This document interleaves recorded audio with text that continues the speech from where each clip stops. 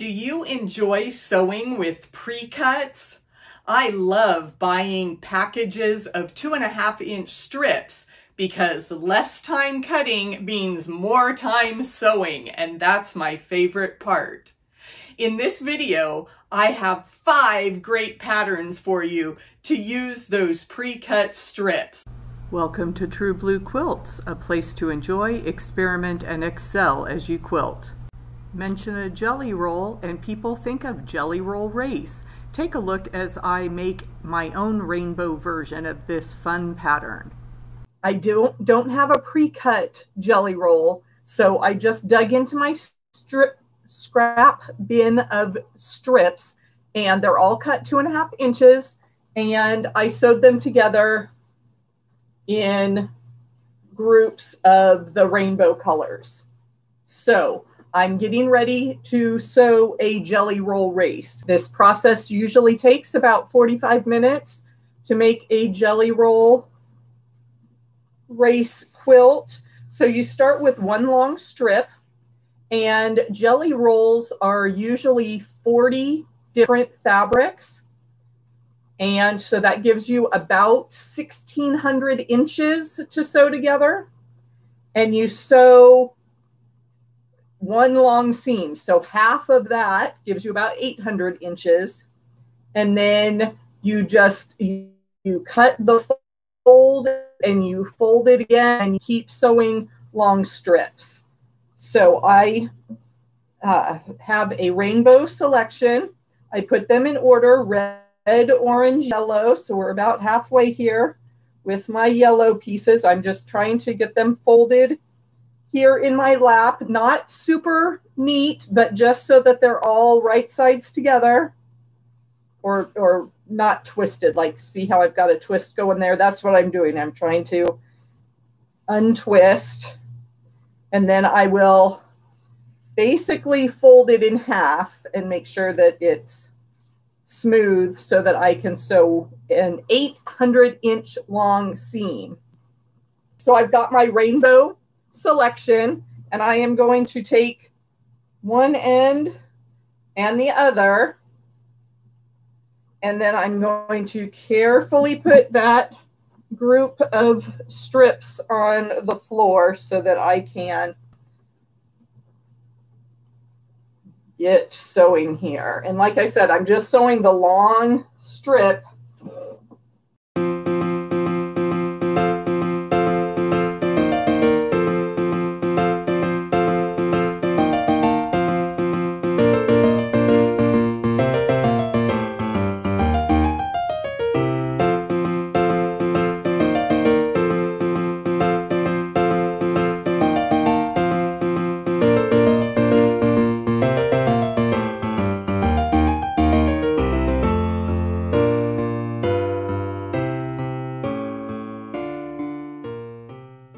Okay, so our jelly roll race, we have our big long strip that was folded in half, and now I need to cut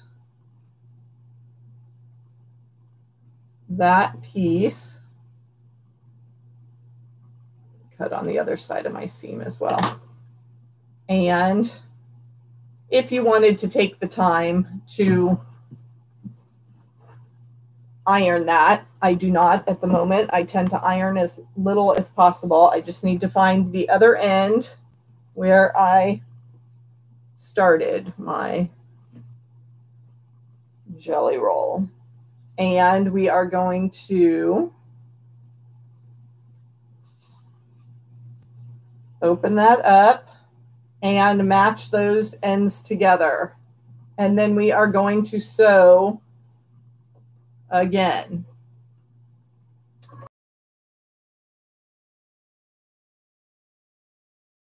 See what I said about getting that infinity loop twist in there?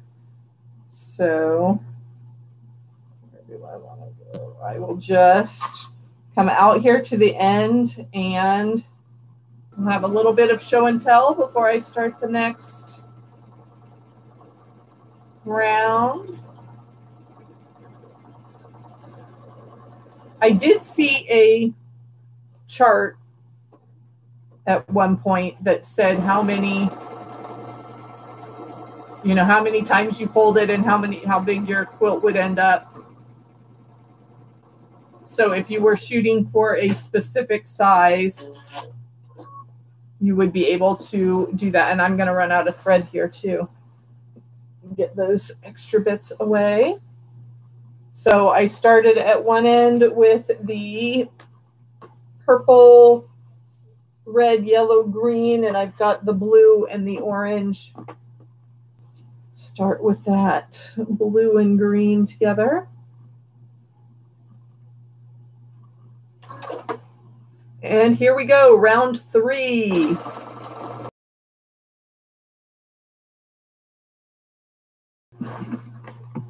So here is one light end, and I will pick that up.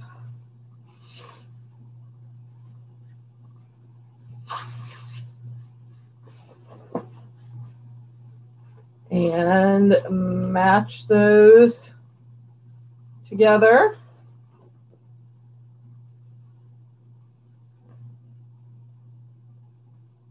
And keep going. Here we go. Final seam of my rainbow jelly race.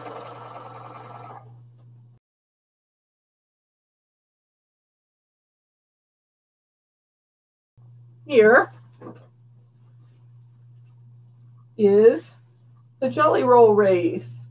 And I just started with a quilt that was in rainbow order: red, orange, yellow, green, blue, and purple. And as I folded it half and half, the colors get nicely distributed. And we have a great rainbow scrappy quilt. One of my all-time favorite patterns that uses jelly roll strips is Boxy Stars by Bonnie Hunter. You cut your strips into various size pieces and then sew them together to create this fun star block. Squares and rectangles go together first, then half square triangles are placed on the ends of 2 other strips. The star is put together in quadrants. Make your stars all similar colors or go for a completely scrappy look.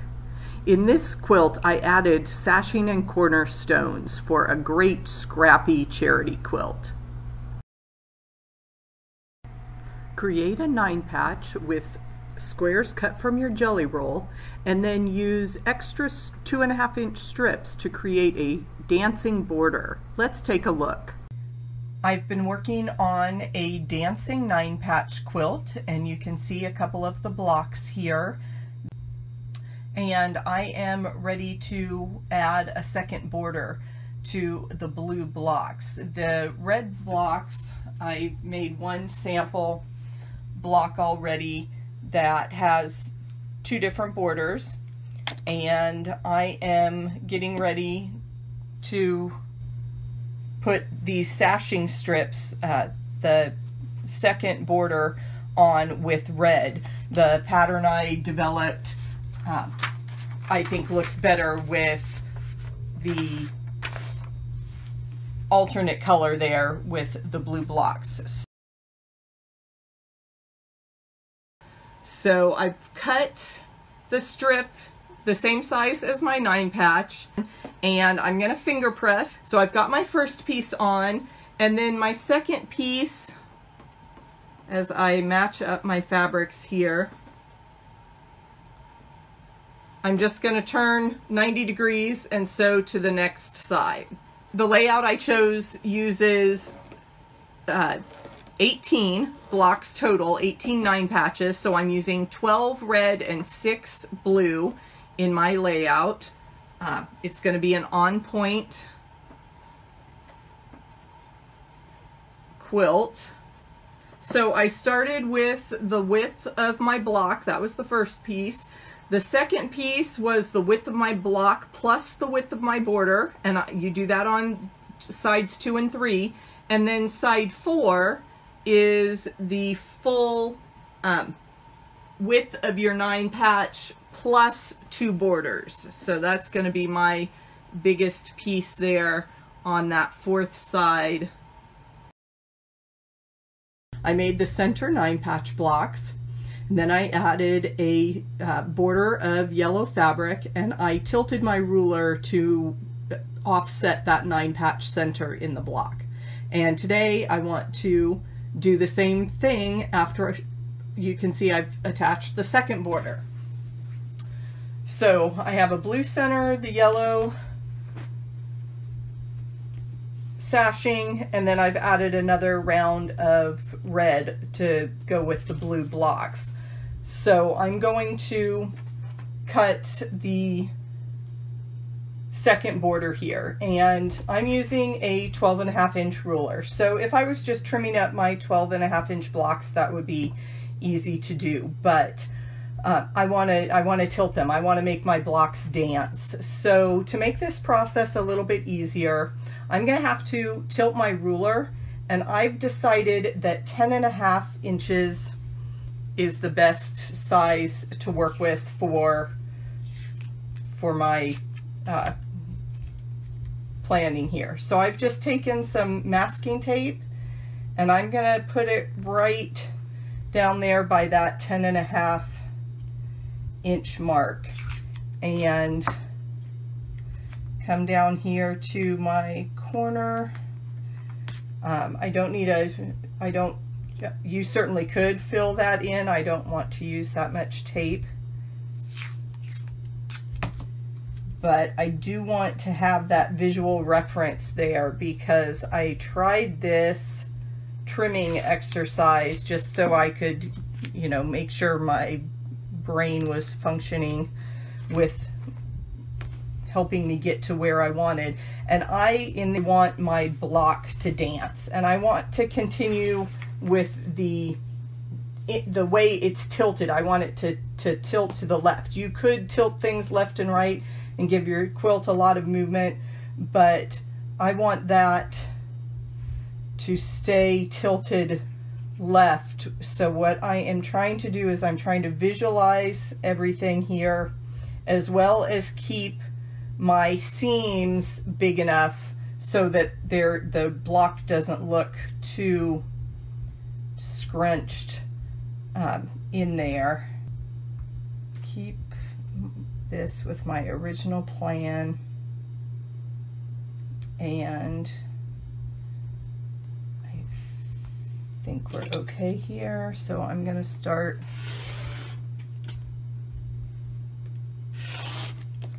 trimming. Just make my pile there. So I've trimmed 2 corners. I'm going to flip my block around. You can keep it straight there, and then I'm going to line up my ruler again really fast there, since I've got the tape guidelines, and we will trim the other 2 sides. But there is the dancing 9-patch block all ready to go in our quilt. Go downhill as I'm looking at it, go downhill from left to right, and that will keep my blocks all consistent there. And you can just, you know, kind of center this. You can get really off center there if you wanted to adjust that angle a little bit, so every block is a little bit different. Just make sure you've got at least 1/4 inch there, so you're not biting off the corner of that yellow that yellow block right there. You can see I've gotten a little close, so I'm playing a game there between this edge and this edge, trying to get that even, so I don't chop off any of my points. That the quilt police tend to come after you if you chop off your points. And accurate cutting and accurate sewing are the only way to save your points.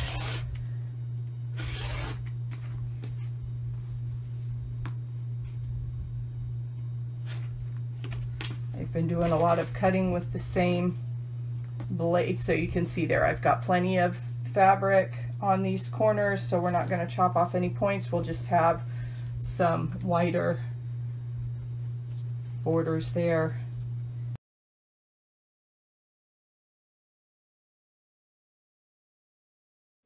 The double 9 patch blocks are set on point for this fun quilt. Download the pattern today from True Blue Quilts. Yellow Suns is another favorite project that uses 2.5-inch strips, but this quilt does need focus fabric or larger pieces to make the centers of your block from light and dark fabric. You frame the center square with 2.5-inch strips and lay them out in an alternate design. The full pattern can be found in the book Monochromatic Quilts, Amazing Variety, available on the True Blue Quilts website or on Amazon. Our final jelly roll pattern today is the framed 4-patch. For the courthouse steps layout, you have 2 different size rectangles. So we will use 2 smaller rectangles that are the same size as your 4-patch unit, and then you use 2 longer rectangles for the finished size of your block. So again, we will start with the 4-patch and spin the seam in the middle. With the 4-patch unit, I can add short rectangles to opposite sides. And once the short sides are sewn on, we can add the 2 longer pieces. And there is our framed 4-patch using the courthouse steps construction unit with 2 smaller rectangles. To make the framed 4-patch quilt from 1 jelly roll, you start with the 4-patch unit. 6 pairs of strips cut in 2.5-inch squares will yield the blocks you need for this small quilt. Next, choose the colors for the side border and cut 4.5-inch rectangles from 11 of the strips. Complete the block with 6.5-inch rectangles cut from 14 of the jelly roll strips. Then you have 42 blocks that can be laid out in a 6x7 layout, giving you a small throw. For a larger quilt, just add borders. Once you are done with your jelly roll project, it's time for some quilting. Check out this next video for some free motion quilting ideas. I'm so happy to have you here as part of the True Blue crew. Take a moment to subscribe to the channel so you never miss one of our video tutorials. Happy quilting!